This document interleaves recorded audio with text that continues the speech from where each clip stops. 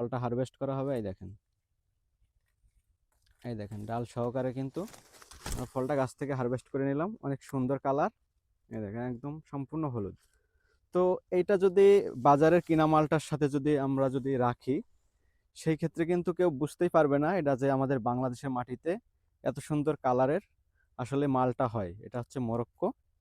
এখন এই ফলটা আমরা কাটবো এবং দেখবো যে এটার ভেতরে রস কেমন। বিসমিল্লাহ।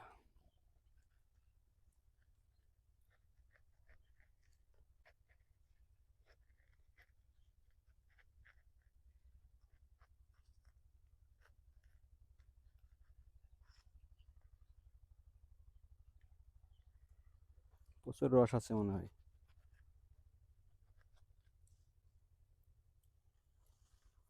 এই যে এটার ভেতরে কালার, আসলে মালটার এই ধরনেরই কালার হয়ে থাকে ভেতরে, কিন্তু এটার ভেতরে যে রসটা যদি দেখাই, দেখেন এই দেখেন শুধুই রস এর ভেতরে।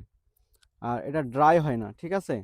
এটা যে একদম সম্পূর্ণ হলুদ হয়েছে কিন্তু এটার ভেতরে কোনো ড্রাই হয় নাই। মানে ঠিক আছে, বাণিজ্যিক চাষ করার মতন একটা জাত হচ্ছে এই মোরক্কো জাত। যারা ন্যাচারালি হলুদ মালটা চাষ করতে চান, এবং এটা হচ্ছে হচ্ছে সবার লাস্টে আপনার আমাদের যে বাড়িওয়ান মালটাটা আছে ওইটা কিন্তু আমরা অনেক আগে আমাদের হারভেস্ট করে ফেলতে হয়।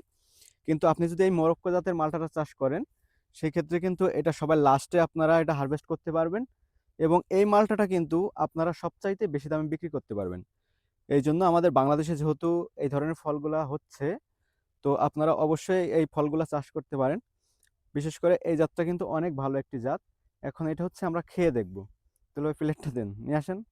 এই যে দুলাভাই আছে সাথে, আমরা এখন কাটবো এবং খাবো। আমাদের গেস্ট আছে, আমাদের একজন গেস্ট আছে, শরীফুল মামা। আসো মামা, আসো, খাও। আমরা তাকে দিয়েই শুরু করব আসলে এটার স্বাদটা কেমন। হুম।